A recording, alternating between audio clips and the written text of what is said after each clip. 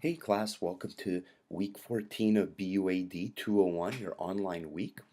This week we're only going to do a couple different things because I want to make sure that you have enough time to concentrate on your persuasive message assignment, which you will be completing at home over this week. So what I went ahead and I did was I went ahead and I pushed chapters 15 and 16 back to 1 week for our lecture because that has to do with your next assignment. However, your mind tap homework for chapter 15 and 16 will still be due on 5/3. So please make sure you complete it. Let's go ahead and take a look at the syllabus really quick.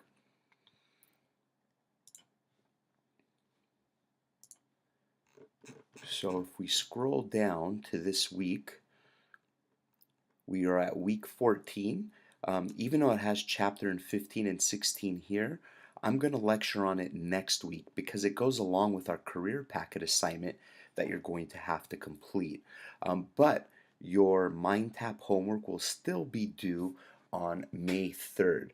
I think this will actually be more beneficial for you completing your mind tap homework and going over 15 and 16 by yourself, because when we go over our career packet assignment next week, you'll have a good idea of what I'm going to be referring to in my lecture. So again, make sure you complete your chapter 15 and 16 mind tap homework by next week on May 3rd. And you can see I have it here as well too. Complete your chapter 15 and 16 mind tap homework. This is an item to complete before the start of week 15. In addition, complete your persuasive messages assignment by Thursday, 5/3, 11:55 p.m. So your tasks to complete this week: watch this weekly class video lecture, complete your chapter 15 and 16 mind tap homework, and complete your persuasive message assignment, which is under the files and attachments for this week, which is right here. This is due on Thursday, 5/3 at 11:55 p.m. So please make sure to click on it here. This is actually a mistake here. This should say 11:55 p.m., not 11:15 p.m., but I'll be sure to fix that. So first what I want to do is I actually want to go over your negative message assignment first, just to kind of give you an idea of what you needed to complete for this assignment, and then we'll look at your persuasive message assignment. So what I'm going to do is I'm actually going to open a document. This is an actual negative message submission from a student. I just actually fixed a few things around. This student actually received a very high A on their paper, but I went ahead and I fixed a couple of the mistakes that they made on it to make it look like this. So overall, this is kind of the outline of what your negative message should look like. You can see formatting, the paragraphs are broken up. It's not one big wall of words. The customer information is here at the top along with the date.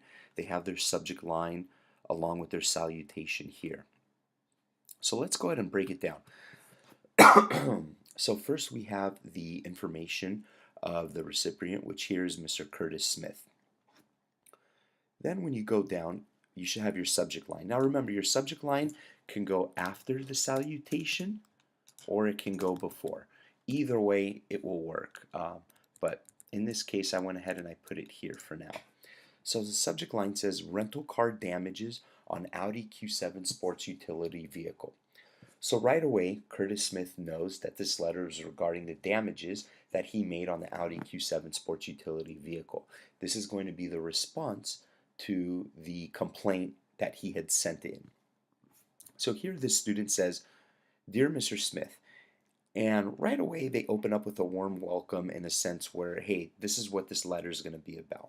I'm writing to you in response to your complaint about the Audi Q7 sports utility vehicle you rented with us. You rented with Avis Cars in San Diego. Maybe here you could have had a little bit more of a warm welcome, such as, "Dear Mr. Smith, thank you for choosing Avis for your car rental needs." And then you jump into, "I am writing to you in response, yada, yada, yada." Then we go down here and they recognize the situation. They re-explain it to Mr. Smith so that way he understands, Avis knows what happened. That me as a representative working for Avis, I know what happened and there was no mistake in me knowing what happened. So you reiterate to him a little bit about the situation just to kind of let him know, hey, I know about the situation. So here the student wrote, it has come to our attention that you initially reserved the full-size car but upgraded to an SUV which accumulated $750 worth of damages. We are aware of the misunderstanding you had with your credit card provider and realize that you assumed your American Express credit card car rental coverage included SUVs. So right away, the student says, hey, we understand you upgraded your car, you have damages into it, and there was a misunderstanding between you and your credit card. Notice how they said there was a misunderstanding you had with your credit card provider. Not just saying that we had a misunderstanding as Avis, because this has nothing to do with Avis, whereas Avis here is not at fault. And again, you can see this student discusses how they are not affiliated with this credit card company and therefore had no prior knowledge of their rental car coverage plans. Now, this is a great sentence because here the student says, hey, we don't know the American Express credit card plans. This isn't our responsibility to know because we're not affiliated with this credit card company. For our customers' convenience, we always inform them of possible upgrades such as the additional $18 a day for a full-size SUV that you took advantage of. So here you can see that the student wrote that you took advantage of. So this student is saying, hey, you were offered a great deal and you took advantage of it. So it's not like you did something wrong, you took advantage of a great situation. Because of the lack of knowledge of our customers' personal credit card policies, Avis agents always encourages renters to sign up for Avis's car insurance when booking. This is great because here they're saying, hey, our agents are trained to make sure that we encourage our renters to sign up for car insurance when booking. And then the student goes into saying that customers who do not purchase insurance through Avis are at their own risk. This is great because now the student has pretty much said, hey, we're not paying for your damages in an inadvertently way. But they have not stated it yet. But here it kind of builds now the credibility. And if I'm reading it as Mr. Curtis Smith, all of this is fantastic. First, the situation was re-explained. Then, right here, they built very good credibility, letting me know about all these different situations. One, the credit card company is not affiliated with Avis. Two, we always inform them of possible upgrades, and you took advantage of this. Three, we encourage renters to sign up for our insurance. Four, customers who do not purchase insurance through Avis are at their own risk, which is why you are liable to compensate the damages occurred. So you can see it flows right into we are not paying for it, you are liable for this. So they have built some good credibility. So now, me as Curtis Smith, I'm going to say to myself, wow, this is my fault. I completely understand now. It has been explained perfectly. And then what's great is this student goes on to say, we understand that this situation is unfortunate. Therefore, we would like to offer you a coupon for 2 days free rental of any full-size sedan. So a couple things about this sentence here. One, they're saying, hey, you know what? We know this is an unfortunate situation. You can see we're not apologizing because, hey, you know what? This isn't our fault, but we know it's an unfortunate situation.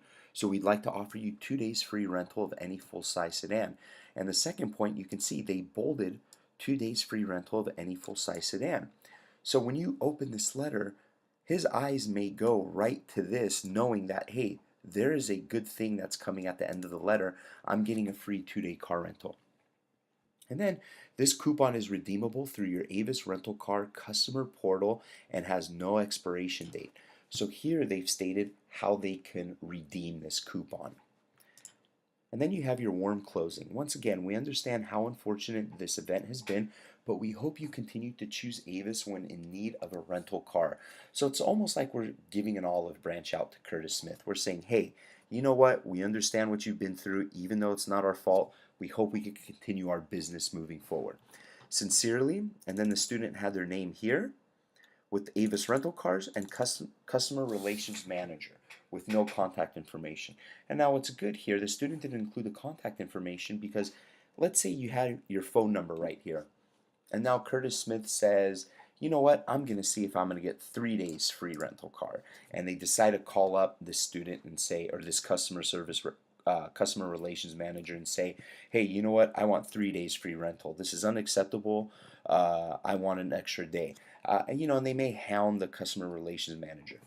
This letter really does a great job in cutting it and closing it, making sure that, hey, you know what, this isn't our fault. This is something that's your fault, but as good faith, we're still giving you a gift. So if I'm Curtis Smith, I'm going to say, wow, you know what, this is my fault, but I'm still getting a gift at the end of this. Therefore, there's no need to contact them back. That's how you want to leave a negative message that has to deal with denying a money request. You want to make sure that they read it and they're satisfied with what was written, and then they can move on with their life. So I did notice in some of the letters that were turned in, some of you may not have re-explained the situation like it is right here or built credibility, but you could see you want to make sure you re-explain the situation and build credibility before you give this bad news, which is right here. So you can see the credibility is built here in a few different ways.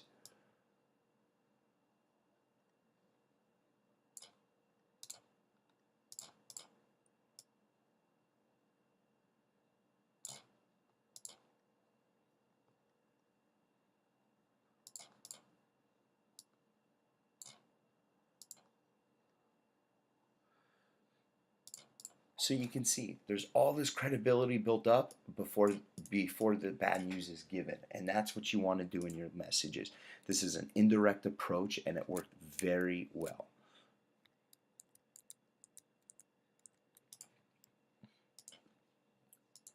So again, if you have any questions on your assignment that was returned, please let me know. Next, for your persuasive message, you have until May 3rd to complete this. It is a take-home assignment. So click on that link, and here are the directions for your persuasive message. Again, it's due Thursday, May 3rd. Now, this assignment is going to be completed in an email. You will actually be sending me an email to my email address, which we'll talk about in a little. So there will be nothing to upload here through Titanium. You will just email me. So this persuasive message take-home assignment is worth 100 points. The due date is Friday, May 3rd by 11:55 p.m. So directions: write an email message using the examples and tools you have learned from your textbook and lectures. This assignment is worth up to 100 points, and you will be graded from the class grading rubric, the CLASS grading rubric. So you're going to send the email to myself, lpapulias@fullerton.edu, and you will receive a confirmation within 8 hours that it was received. If you do not receive confirmation within 8 hours of sending, contact me immediately by text at, here's my phone number, telling me your name, class number, and when you sent the email. If you do not contact me, I will assume you received my confirmation and your email has been turned in. So for those of you who are going to procrastinate and wait until May 3rd, 11:30 to turn it in, you should have an email in your inbox by 7:30 a.m. If you don't, it is your responsibility to contact me. Otherwise, you will not be able to turn in your assignment. Any assignments lost will be your responsibility, and makeups will not be given. You do not have to upload anything to Titanium. Just send me the email to lpapulias@fullerton.edu. So let's take a look at the situation. You work as the director of cast members for Disneyland. Now, the cast members are employees playing the role of the characters roaming around Disneyland Park, such as Mickey Mouse. These cast member employees have been complaining about their costumes being outdated with old material, causing them to sweat profusely, ripping, and becoming discolored. Each month, an average of 10 costumes are sent out to a private manufacturer to repair rips or replace discolored fabric. Each time a costume is sent out for any type of repair, it costs Disneyland $450 to fix, per costume. In addition to the $450 repair fee, there's a $50 shipping fee per costume. So it costs $500 total cost per costume. Due to this, certain characters may not roam the park when the costume is out being repaired, causing guests to be upset they can't take a photo with their favorite character. Also, employees are upset because guests noticed old looking costumes and submit complaints on these employees. You have said enough is enough and you have agreed you should contact the boss to request new costumes. So, your writing task, you're going to write a persuasive email message to your boss, the Vice President of Costume Organization at Disneyland, Bobby Papulius, to my Fullerton email address. You will need to persuade me to allow your department to order 20 new character costumes for your cast members, which will cost $1,000 for each costume. Please be sure to use persuasive reasoning to support the request. Now, since this is a take-home exam, you can't ask me any questions on this exam. I'm not going to be able to answer them for you because this is something that you need to do on your own and complete from our lecture and the information in your textbook. So additional info, make sure you send to me, lpapulius@fullerton.edu. Your email to me, this is extremely important. Your email to me should not have anything referencing our BUAD 201 class. It needs to be written as a professional email, just as if you were writing to your boss. Do not send it as an attachment. So just send me an email. Do not write your email in a Word document and then attach it to an email and send it to me. Just send me an email from your email address as if you work for Disneyland and I am your boss. Again, you will receive an email response from me within 8 hours. If you don't, contact me. Be sure to organize your thoughts, ideas, and apply the organization of information to the format of your email. This assignment will be graded off of the class rubric, the CLASS rubric. So please let me know if you have any questions. Again, you can't ask me any questions directly about the assignment that will help you or benefit you, since this is a take-home assignment. You need to complete it on your own and email it to me before 5/3 at 11:55 p.m. So again, guys, if you have any questions, please contact me. All my contact information is up here. You could contact me on my mobile phone. That's going to be the best way, or by email. I wish you all the best of luck this week, and please let me know if you have any questions. Good luck.